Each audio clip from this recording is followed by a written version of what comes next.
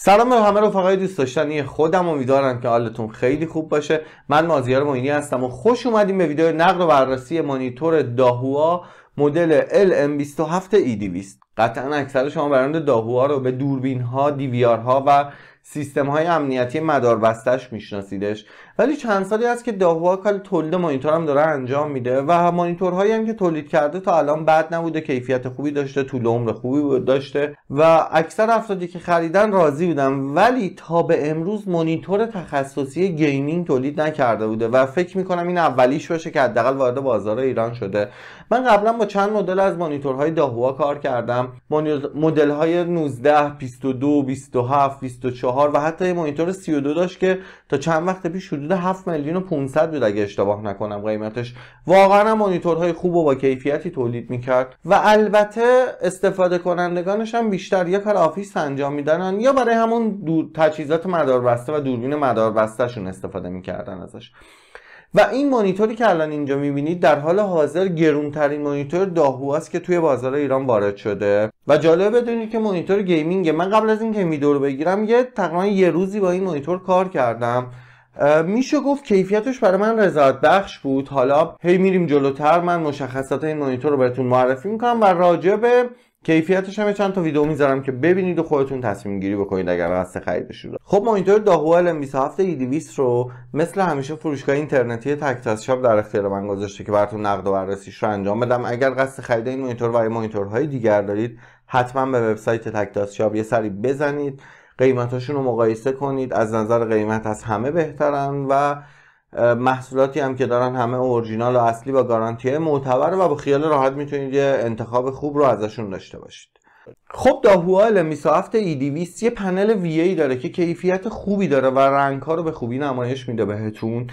از اون طرف عمق رنگ نسبتا خوبی رو داره که برای مانیتور VA واقعا راضی کننده است. رزولوشن پنلش هم 1920x1080 یا همون فول HD که برای یه مانیتور 27 گیمینگ میتونه شرایط مناسبی رو داشته باشه. یکی از نقاط قوت داهوا LM27E200 کنتراست بالاشه که 4000:1 و اگر قصد فیلم دیدن زیاد رو دارین یا بازی تو محیط‌های خیلی تاریک انجام میدین، به خاطر این کنتراست بالا قطعا توی نقاط تاریک دیتیل خیلی خوبی رو میتونید ببینید و یکی از مزایای این مانیتور واقعا همین کنتراست 4000:1 محسوب میشه. نکته جذاب این مانیتور برای گیمرها رفرش ریتش یا همون نرخ به روز رسانیشه که 165 هرتزه و میتونه ازش یه مانیتور خیلی خوب و جذاب برای گیمرها در بیاره. زمان پاسخگوییش هم طبق ادعای سایت 1 میلی ثانیه MPRTه. من توی سایت یوفا یه مقدار این مانیتور تست کردم. به نسبت خیلی از مانیتورهای VA دیگه‌ای که تا حالا چک کرده بودم، میزان گستینگش کمتر بود و رد تصاویر خیلی کمتری و پشت سر هم باقی میذاشت و این نشون میده داهوا اومده روی این مانیتور کار کرده، یه مقداری پنلش رو کالیبره کرده و از پنل با کیفیتی روش استفاده کرده.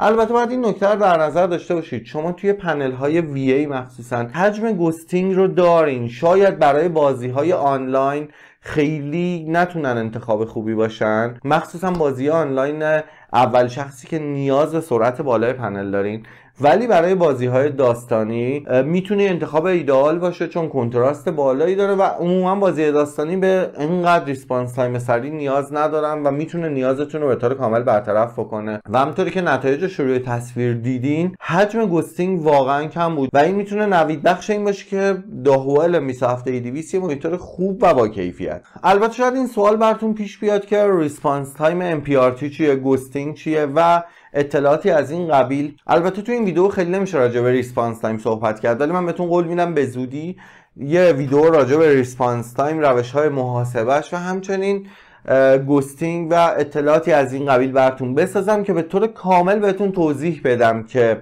این اطلاعات چی هستن و چه جاهایی کاربرد دارن براتون. حتما منتظر این ویدیو باشید، هر موقع ساختمش لینکش رو این بالا میذارم، حتما ببینید. خب داهوا LM27E200 به AMD FreeSync هم مجهزه که برای گیمرها قطعا کاربردیه چون میاد فریم ریت کارت گرافیک و مانیتورتون رو با هم دیگه ست میکنه و پارگی تصاویر کمتر براتون به وجود میاد. روشنایی پنل LM27E200 بچه‌ها 250 نیته. من به شخصه دوست داشتم 300 به بالا باشه، اما با همین 250 نیت هم واقعا کیفیت خوبی رو بهتون نمایش میده و کارو به طور کامل براتون در میاره، پس اصلا نگرانش نباشید. راجع به کالر گموت یا همون عمق رنگ هم توی سایت داهوا هیچ توضیحی من پیدا نکردم، ولی توی تست نرم افزاری که خودم انجام دادم و البته شاید خیلی هم دقیق نباشه، عدد sRGB 100% و DCI-P3 79% رو به هم نمایش داد که میشه گفت عدد معقول و خوبیه برای مانیتور اقتصادی گیمینگ و کارو براتون به طور کامل در میاره و کیفیت خوبی رو بهتون نمایش میده. از نظر نرم افزاری هم این مانیتور شرایط خوبی رو داره و امکانات نسبتا خوبی رو در اختیارتون قرار میده. منوش هم منوی جذابیه، اما نکته منفیش اینه که دکمه جویستیکی نداره و 5 تا دکمه روی هم گذاشته، یه مقداری کار کردن باهاش رو پیچیده میکنه، اما اگه قلقش دستتون بیاد خب خیلی راحت میشه. و اینم باید بهتون بگم که پنل مانیتور داهوا LM27E200 به سیستم لو بلو لایت و ساختار محافظت هستیش مجهزه و چشمتون رو خیلی کم اذیت میکنه. من دیشب فکر میکنم یه 3-4 ساعت پشت سر هم باش کار کردم، دوباره امروز یه چند ساعتی باش کار کردم، اصلا اذیت نشدم و در کل حس خوبی رو میگرفتم موقع کار کردم باش. بعضی مانیتورها وقتی باشون کار میکنی واقعا چشم آدمو اذیت میکنه، اما با این مانیتور با اینکه 27 بود و بزرگ بود هیچ مشکلی نداشتم و به راحتی داشتم باش توی طولانی مدتی که کار میکردم. و اما یکی از نقاط قوت دیگه داهوا LM27E200 پورت های خیلی خوبشه. جزء معدود مانیتورهای اقتصادیه که من میبینم داهوا در این زمینه خصاصت به خرج نداده. 2 تا پورت HDMI داره و 2 تا هم دیسپلی پورت. این میتونه خیلی خوب باشه، مخصوصا برای افرادی که ممکنه چند تا دیوایس رو به این مانیتور وصل کنن و کار کردن با این مانیتور رو میتونه براشون جذاب‌تر کنه. همچنین خروجی هدفون هم داره که اگر بخواید کنسول بازیتون رو بهش وصل کنید و اسپیکرتون رو به مانیتور بزنید به راحتی بتونید این کار رو انجام بدید. خب فکر می‌کنم راجع به مشخصات فنیش همه چیز گفتم و چیز دیگه‌ای باقی نمونده باشه. بریم راجع به طراحی داهوا LM27E200 صحبت کنیم. طراحی پنل جلو کاملا ساده است. اون پایین یه فریم نسبتاً باریک رو می‌بینیم که لوگوی داهوا وسطش طرح شده. در کنارها و بالای پنل هم بزل‌های نسبتاً باریکی رو داریم که مخصوصاً توی تاریکی میتونه حس خیلی خوبی رو بهتون بده. هر چقدر پنل جلوی این مانیتور ساده است، بخش پشتی طراحیش عجیب غریبه. ضخامت این مانیتور توی وسطش نسبتاً زیاده و توی مرکز پنل پشتی یه چیزی شبیه هواکش داریم می‌بینیم، یه چیزی شبیه فنه. یه طراحی خاص اومده بهش داده که یکم طراحی و گیمینگ تر و جذاب‌تر کرده. نکته جالبش اینه که 2 تا خط نوری داریم که این 2 تا خط نوری میتونن بین رنگ‌های سبز، آبی و قرمز سویچ کنن دائما، یا روی یکی از این رنگ‌ها ثابت وایسن یا خاموش بشن و RGB نیستن. برام عجیبه که داهوا این همه هزینه کرده این لاینای نوری رو گذاشته، خب چرا اینجوری، چرا انقدر ناقص؟ خب RGBش می‌کردی قطعاً برای افرادی که میخواستن بخرن جذاب‌تر میشه. توی بخش پایه هم طراحی مدرن و خوبی رو میبینیم. یه پایه هشتی شکل داره که فضای کمی هم روی میزتون اشغال میکنه. یه نکته‌ای که داره، من توی استفاده حس میکردم که شاید خیلی پایه استیبل نباشه، وزنش شاید به نسبت بدنه مانیتور کمه. اگر یکم این پایه رو سنگین طراحی میکردن مانیتور خیلی بهتر رو خودش نگه میداشت. وقتی مانیتور رو پنلش به سمت عقب میدید شرایط خوبه ها، یه مقداری که به سمت جلو میکشید احساس میکنید که با تکون دادن مانیتور پایه از جاش انگار داره بلند میشه. به نظر من وزن پایه رو میزی مقداری کمه، ای کاش یکم بیشتر بود و میتونست این نقص رو از بین ببره. در کل داهوا توی ساخت بدنه این مانیتور از کیفیت نسبتا خوبی استفاده کرده و پلاستیکی که توی ساختش استفاده شده شرایط خوبی رو داره و راضی کننده است واقعا کیفیتش. خب فکر می‌کنم راجع به طراحی ظاهریش هم همه چیزو گفتم و چیز دیگه‌ای باقی نمونده باشه. الان میخوام دوربینو بیارم جلوی چند تا عکس و ویدیو روش بذارم، کیفیت تصویرش رو ببینید که اگر قصد خریدش رو دارین راحت‌تر بتونید تصمیم گیری کنید. خب کیفیت تصویر اولین عکس رو می‌بینید، دقت رنگمون خوبه. یه مقداری اون داینامیک رنج پایین خورده شد توی پنل های VA همیشه نشون داده، اینجا هم همینه، ولی شرایط رنگی مناسبیه. تو این ویدیو هم میبینید که کیفیت رنگمون خوبه. یکم رنگ ها اون حالت بیحالی خودشون رو داره، ولی در کل کیفیت تصویر کاملا رضایت بخشه و میتونه برای گیمرها انتخاب خوبی باشه. توی رنگ سفید هم عملکردش رو ببینید. یکی از نکاتی که این مانیتور داره یه مقداری رنگاش به سمت زردی میره و زیادی گرم، البته میشه تغییرش داد توی تنظیمات، ولی خب من دست به تنظیمات اولیش نزدم. خب بریم سراغ ویدیوهامون. خب کیفیت اجرا اولین ویدیو رو میبینید. شرایط رنگی خوبه، دقت رنگ خوبه، کنتراستمون عالیه. توی نقاط تاریک دیتیل خوبی رو داریم، ولی به رنگ سبز اگه دقت کنید یکم اون حالت بیحالی خودش رو داره، ولی اصلا آزاردهنده نیست و من به شخص از کیفیت مانیتور بعدم نمیاد. فقط همونطوری که گفتم یه مقداری رنگ ها به سمت گرمی میره توی تنظیمات پیش‌فرض این مانیتور و البته میشه تغییرش داد، ولی خب خیلی رنگ ها گرمه. توی این عکس هم عملکرد خوبی رو میبینید و شرایط رنگیمون خیلی خوبه همینجا هم.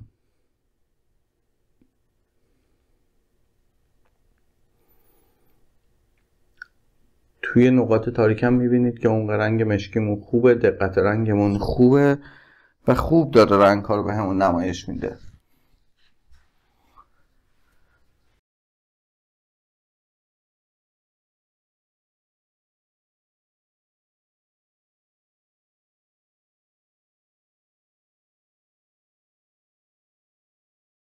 خب توی این ویدیو کاملا مشخصه که توی نقاط تاریک چقدر جزئیاتمون عالیه، تفکیک رنگمون خیلی خوبه، رنگ‌هایی که نمایش میده رنگ‌های گرم و جذابیه، مخصوصا توی این محیط که خودش رنگ‌هاش گرمه. گرمای این مانیتور باعث میشه که رنگ‌ها جلوه بهتری داشته باشه. در کل کیفیتش راضی کننده است و جزء مانیتورهاییه که من با توجه به دقت رنگی که داره واقعا میپسندمش و تو رنج قیمتی خودش ارزش خرید بالایی داره. جزئیات اون توی نقاط تاریک خیلی خوبه و خیلی خوب داره کنتراست رو این مانیتور مدیریت میشه.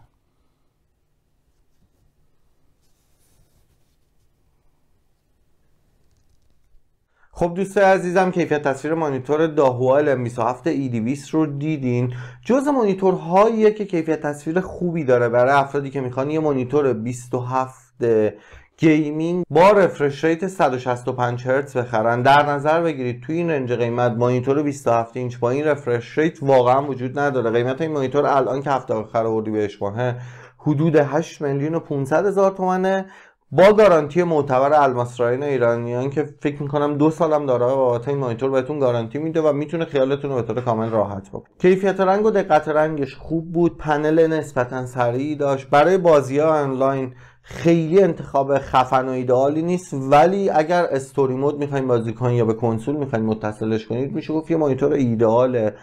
با توجه به سایز بزرگش و قیمت مناسب و کیفیت خوبی که داره میتونه براتون یه انتخاب خیلی خوب و منطقی محسوب بشه.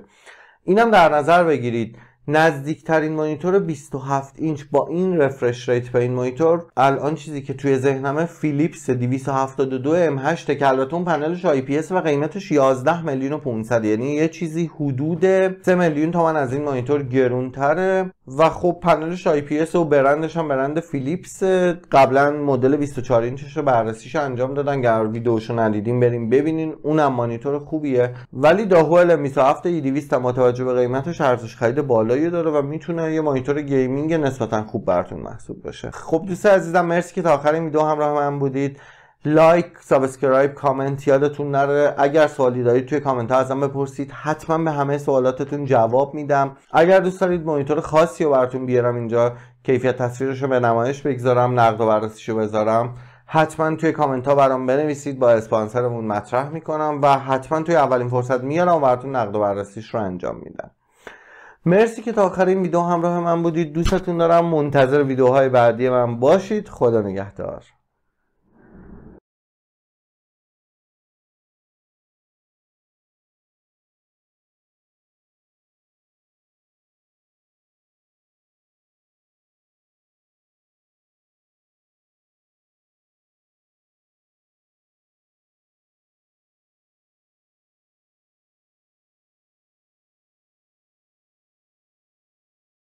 خب به لحاظ نرم افزاری این مانیتور نرم افزار نسبتا خوب و کاملی داره.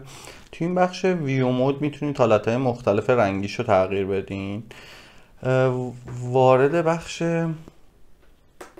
گیمش که میشین چند تا حالت مختلف داره که میتونید بر اساس سلیقه خودتون تنظیمش کنید و هر ریاکشنش هم به مد رنگی خوب و دقیقه. توی بخش منوال ایمیج ادجاستمنت هم میتونید به صورت دستی تنظیمات مانیتور رو تغییر بدین که شامل امکانات خوبیه. میتونه شارپنس مانیتور تغییر بده، فیلتر لو بلو لایتش رو حجمش رو کم و زیاد کنید، اسپکت ریشیو همون نسبت تصویرتون رو تغییر بدین. توی این ادوانس دی سی آر هم میتونید کنتراست مجازیتون رو فعال کنید یا هم کنتراست داینامیکتون رو. توی این بخش ریسپانس تایم، سرعت ریسپانس تایم تو فریسینک رو خاموش روشن کنید و این ام پی آر تی هم که حالیت ریسپانس تایم ام پی آر تی رو روشن خاموش کنید. تو این بخش کالر ادجاستمنت هم میتونید حالتهای مختلف رنگی مثل برایتنس کنتراست رو تغییر بدید و یا اینکه گرمای رنگ رو تغییر بدید که اونم به سلیقه خودتون بستگی داره.